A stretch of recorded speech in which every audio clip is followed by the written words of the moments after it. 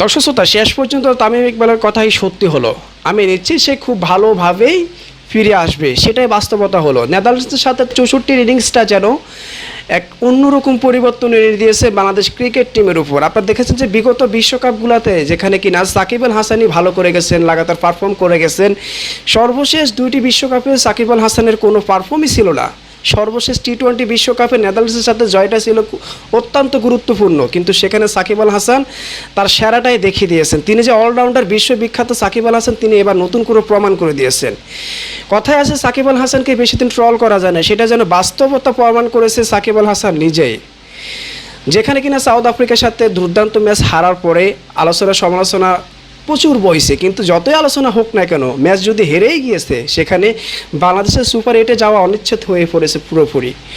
সর্বশেষ ভরসা ছিল নেদারল্যান্ডসের সাথে বিজয়, এবং সেটাই বাস্তব প্রমাণ করেছে সাকিব আল হাসানের জন্য। সাকিব আল হাসান 40 বলে 64 রানের একটি বড় ইনিংস খেলে দেন, এবং সেখানে বাংলাদেশের সংগ্রহে 159 রান যোগ হয়, এবং সেই যোগ রানে তাড়া করতে নেমে ভালো ব্যাট করলেও নেদারল্যান্ডস শেষ পর্যন্ত ব্যর্থ হয় আমাদের দুর্দান্ত কাটার মাস্টার মোস্তাফিজের বল না খেলতে পারায়।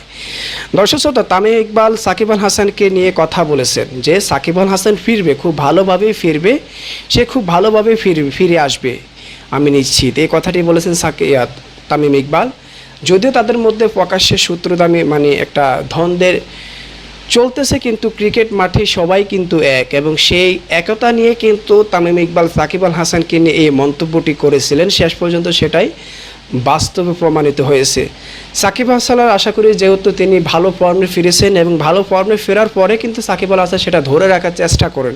পরবর্তী ম্যাচগুলোতে আমরা আশা করি সাকিব আল হাসান সে তার এই ভালো ফর্মটা ধরে রাখবে। তবে সাকিব আল হাসানের এই ফর্মটা কিন্তু বাংলাদেশ দলের জন্য অত্যন্ত প্রয়োজন ছিল।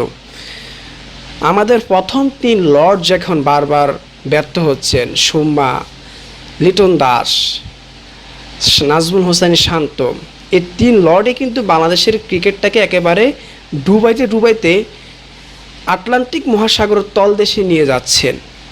ভাগ্যক্রমে মাহমুদুল্লাহ রিয়াদ, কয়েকজন ব্যাটসম্যান, তাওহিদ হৃদয় বাংলাদেশ দলটাকে ধরে রেখেছেন, এবং সর্বশেষ ম্যাচটি জিততে হবে বাংলাদেশকে। সুপার 8-এ যেতে হলে, যদি নাও জিতে, কিন্তু রান রেটের দিক থেকে বাংলাদেশ এগিয়ে আছে, এখনও দ্বিতীয় নম্বরে থাকবেন। তবে বাংলাদেশ দলের জন্য শুভকামনা। সুপার 8-এ যাবে, সেমিফাইনাল খেলবে, ফাইনাল খেলবে, এটাই বাংলাদেশ ক্রিকেট প্রেমীদের বড় আশা, আমরা সেটাই চাই। তবে বাংলাদেশ ক্রিকেটের ভিতরে যেমন রাজনীতি এখন চলমান, সে রাজনীতি ক্রিকেটটাকে একেবারে ধ্বংস করে দিচ্ছে। যেখানে তাদের যোগ্যরা সুযোগ পাওয়ার কথা, প্রত্যেকটা ম্যাচে যারা ভালো করে যাচ্ছে, তাদের অতীতে কোনো যাদের রেকর্ড নেই, তারা কিন্তু দলে জায়গা নিয়ে বসে আছে, যার কারণে নতুনরা সুযোগ পাচ্ছে না, তারা পারফর্ম করে দেখাইতে পারতেছে না।